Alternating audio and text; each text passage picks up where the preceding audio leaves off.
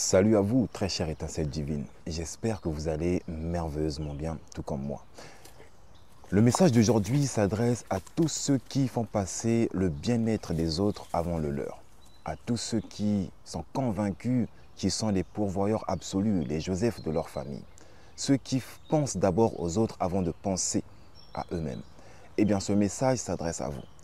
Ce n'est pas mauvais d'apporter votre aide aux autres. Cependant, prenez garde à la manière dont vous apportez votre aide aux autres.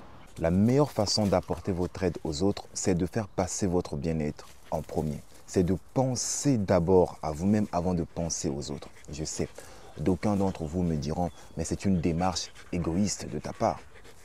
Je l'entends bien. Mais ce n'est pas de l'égoïsme dans le mauvais sens du terme. Permettez-moi de bien vous l'expliquer. Vous ne pouvez pas servir de l'eau à boire à votre prochain si votre propre carafe d'eau est vide. Je répète, vous ne pouvez pas servir à boire à autrui si votre propre carafe d'eau est vide. Autrement dit, vous devez d'abord remplir votre carafe et ensuite servir les autres. Voilà pourquoi j'affirme que vous devez d'abord penser à vous avant de penser aux autres. Vous devez d'abord faire passer votre bien-être avant celui des autres. D'aucuns d'entre vous, en m'entendant affirmer que votre bien-être doit passer avant celui des autres, vont s'exclamer intérieurement, c'est facile à dire qu'à faire. Ce n'est pas facile de penser à soi avant de penser aux autres. Et je peux tout à fait comprendre. Parce que je vous dis ces choses en connaissance de cause. Eh bien, écoutez ceci. Les raisons qui vous poussent à croire que vous devriez absolument faire passer le bien-être des autres avant le vôtre, que vous êtes dans l'obligation d'apporter votre aide à toute personne qui vous la demandera, sont les suivantes. Premièrement, vous êtes sous l'emprise de la culpabilité. Et deuxièmement, vous êtes une personne hypersensible. C'est-à-dire que lorsqu'une personne s'approche de vous et vous demande une aide quelconque, vous vous sentez dans l'obligation de le faire.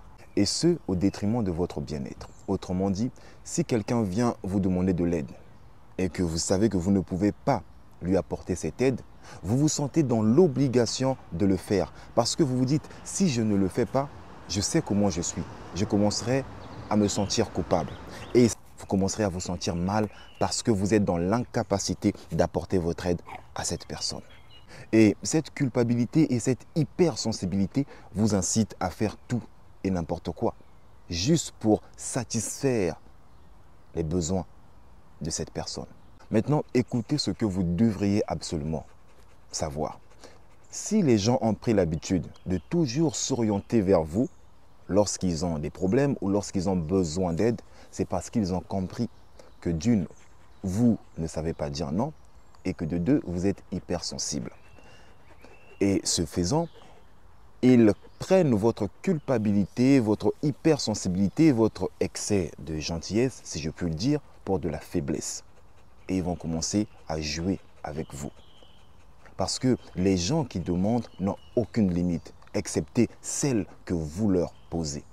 Alors, très chère étincelle divine, posez des limites. Je finirai par ce conseil très précieux que j'aimerais que vous notiez quelque part. Apportez aux autres le genre d'aide qui crée une indépendance rapide plutôt que celui qui crée une dépendance continue. À bon entendeur, salut.